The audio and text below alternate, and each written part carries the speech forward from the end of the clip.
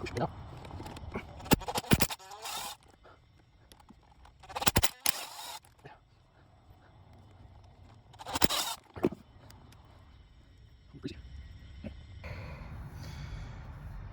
just gave it a little tap with the dead blow there. Just popped right off. There you go. So the first step to get this out here, there is a lock ring on the inside. You can just see the ridge there, right here. Oop. Yeah, this. That's the lock ring. And I actually just got it out.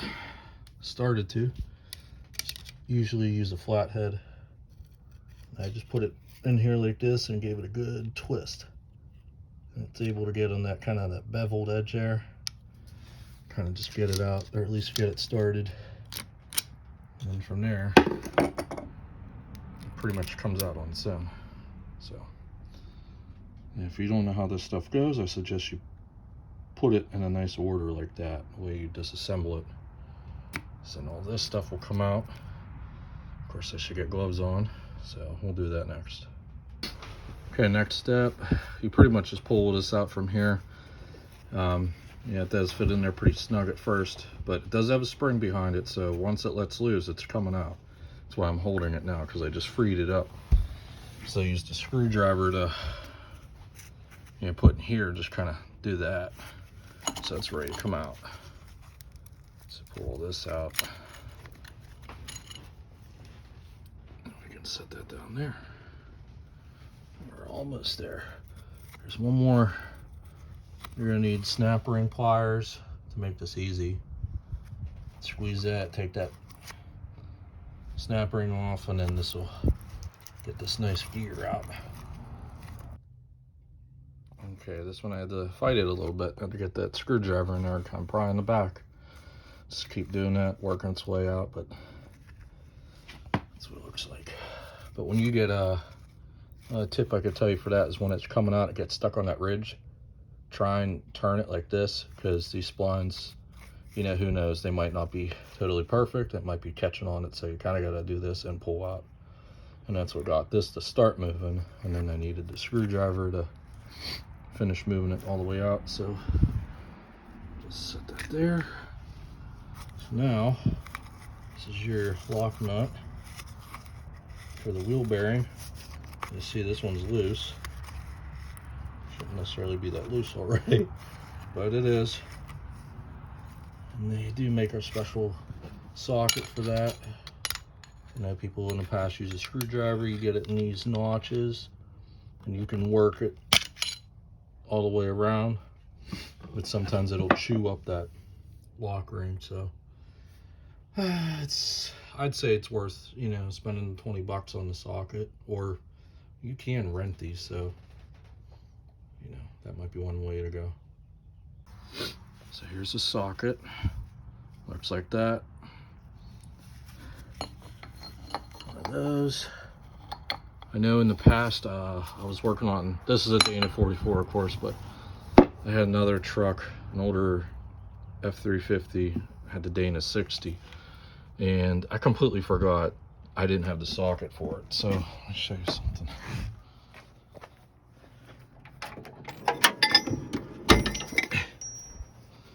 So I took some scrap metal I had laying around. That's the exhaust pipe. Ended up welding these on there, and actually it worked. I didn't have the means to run out and get a socket at the store, so I guess if you had scrap metal laying around and you wanted to do that, you could do that too, but otherwise, rent it or buy it.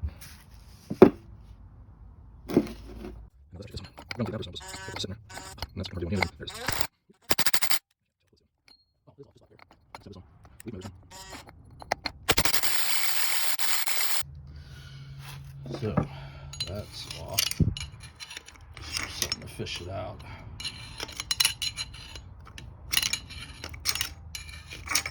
There. Oh, let's see. No glove that time. That's that for now. So there is a spacer in here between, there's another lock ring in there, because between it you could see this little dimple. Let's see if I can get in here and get this. You can see it lock ring got all the holes in it. It's probably got a good seal in it now because it looked greased. But get it.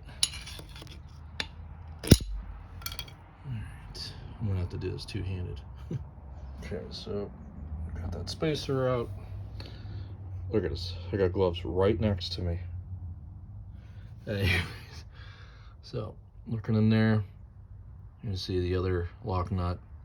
So we're gonna get that out. It's probably already loose because I was getting that spacer out and the wheel bearings in there bouncing around. So, but that's what happens when you're dealing with something that's just been laying in the grass for who knows how long and why. So we're gonna get that out next. Okay, so before we get all this junk off, we gotta free up this brake caliper and get that out of the way. So first thing you gotta do is get the retaining bolt out. You can see it's pretty well rounded because it's ancient, but I believe it's supposed to be like a 9/16. So we're gonna try that. So, oh, that's moving. Or it's snapping, one of the two. Let's see. Seems to be moving easy.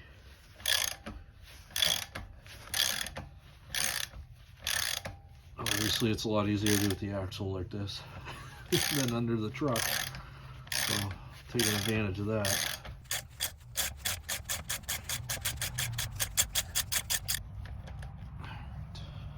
Take the bolt out. Try not to lose it.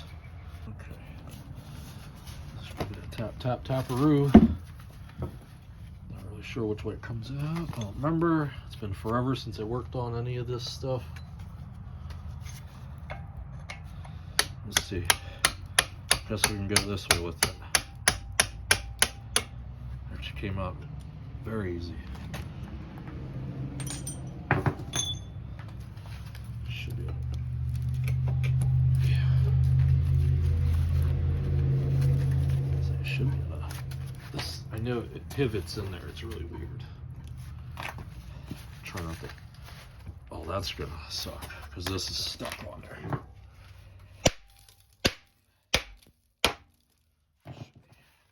it is. Well, sort of. And as it comes out, it kind of comes up and then it goes out like that. So it's been a while since I worked on one of these.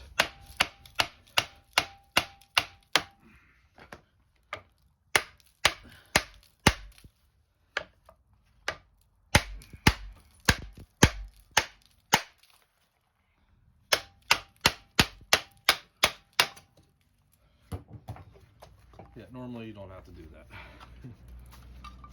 Let's come out the mean. Oh, the other one's in there. Just put that down there. There, those are good, right?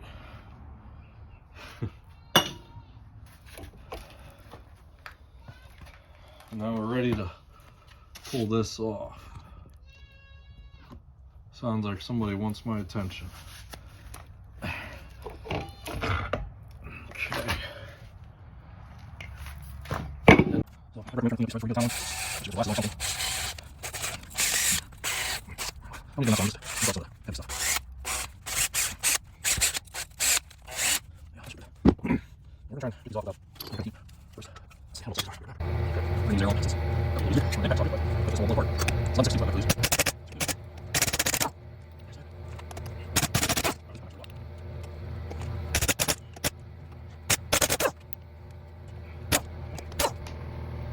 Okay, those are off. Now will be the fun part, freeing up the spindle from the knuckle. Let's see how that goes. Sometimes it can be really surprising. Let's see.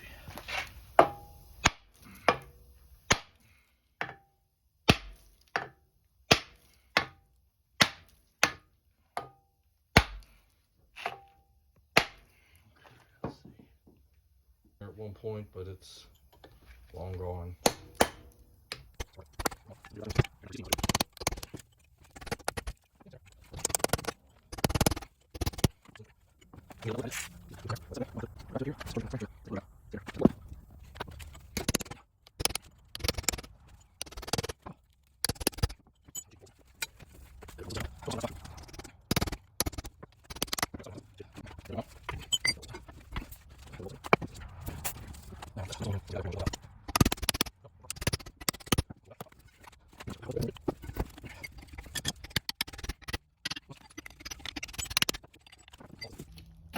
So there we go.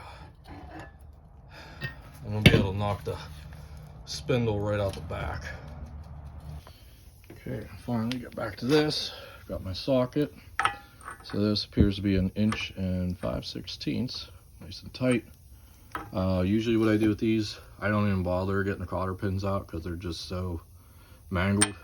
So usually if you just hammer that on,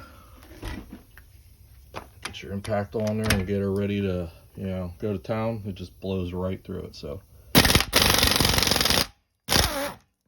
that's that. It just shears the cotter pin, so took care of that one. The inside one, a little bit harder to get to, but we'll get it. Okay, so this bottom nut, that's 1 1/8 inches. Got the big boy on this thing. It's not real conventional, but it did break loose. I just tapped it with the hammer and it is going, but it's very hard for me to, there we go. As I say, do it one-handed.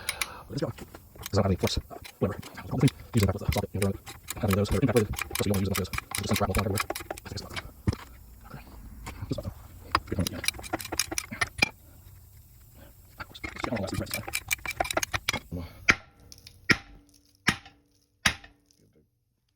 Bottom one tap. Get this one.